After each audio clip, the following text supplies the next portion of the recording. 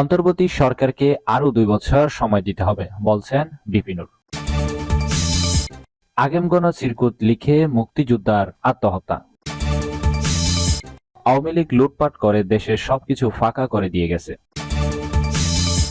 সর্বশেষ জানাবো, 29 December London যাচ্ছেন খালেদা জিয়া। এতক্ষণ শুনছিলেন শিরোনাম, এবার বিস্তারিত। নিয়মিত সংবাদ পেতে অবশ্যই চ্যানেলটি সাবস্ক্রাইব করে রাখুন। পাশাপাশি ফেসবুকে নিয়মিত সংবাদ পেতে অবশ্যই পেজটি ফলো দিয়ে রাখবেন।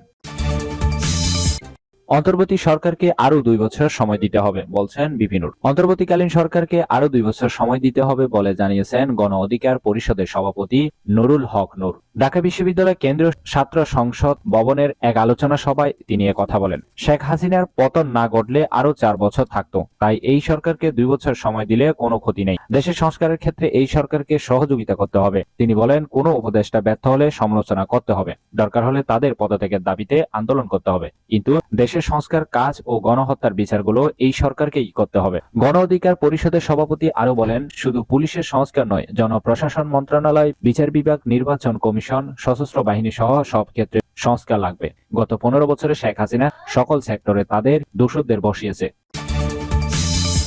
আবেগগণ চিরকুট লিখে মুক্তিযোদ্ধার আত্মহত্যা। চট্টগ্রামের সন্তানদের কাছে আবেগগণ চিরকুট লিখে ক্যান্সার আক্রান্ত এক মুক্তিযোদ্ধা গলায় ফাঁস দিয়ে আত্মহত্যা করেছেন বলে জানিয়েছেন পুলিশ।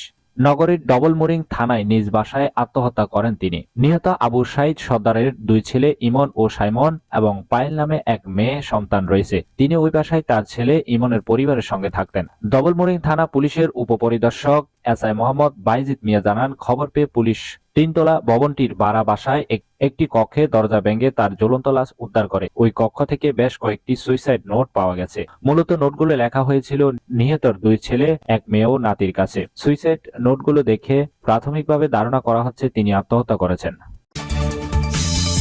আওয়ামী লীগ লুটপাট করে দেশের সবকিছু ফাঁকা করে দিয়ে গেছে। আওয়ামী লীগ লুটপাট করে দেশের সবকিছু ফাঁকা করে দিয়ে গেছে বলে মন্তব্য করেছেন বাংলাদেশ জামায়াতে ইসলামের কেন্দ্রীয় নির্বাহী পরিষদের সদস্য মোবারক হোসেন। মেহেরপুরের গাইনী হাই স্কুল ফুটবল মাঠে কর্মী সম্মেলনে এ কথা বলেন তিনি।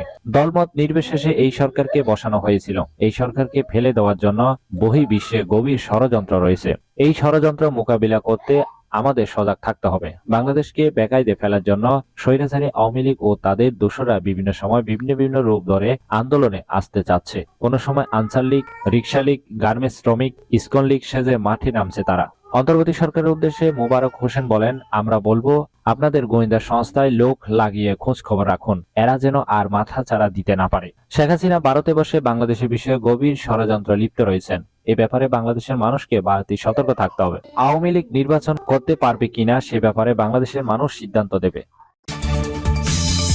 29 ডিসেম্বর লন্ডন যাচ্ছেন খালেদা জিয়া। চিকিৎসার জন্য আগামী 29 ডিসেম্বর লন্ডনের উদ্দেশ্যে ঢাকা ত্যাগ করবেন বিএনপি চেয়ারপারসন বেগম খালেদা জিয়া। বিএনপির মহাসচিব মির্জা ফখরুল ইসলাম আলমগীর এই তথ্য নিশ্চিত করেছেন। আশা করছি সবকিছু ঠিকঠাক থাকলে 29 ডিসেম্বর তিনি লন্ডনে যাবেন। শারীরিকভাবে নতুন কোনো সমস্যা উদয় না হলে 29 ডিসেম্বর দিনের বেলায় কোনো এক ফ্লাইটে লন্ডনের উদ্দেশ্যে ঢাকা ত্যাগ করবেন খালেদা জিয়া। বিএনপি চেয়ারপারসনের সঙ্গে সফরকারীদের মধ্যে রয়েছেন মেডিকেল বোর্ডের সদস্য ডাক্তার শাহাবুদ্দিন, ব্যক্তিগত চিকিৎসক doctor A Z M Zahid Hossain সহ কয়েকজন। এই ছিল এখনকার সংবাদ। নিয়মিত সংবাদ পেতে অবশ্যই চ্যানেলটি সাবস্ক্রাইব করে রাখুন। সজীব চৌধুরী, বাংলা নিউজ 24।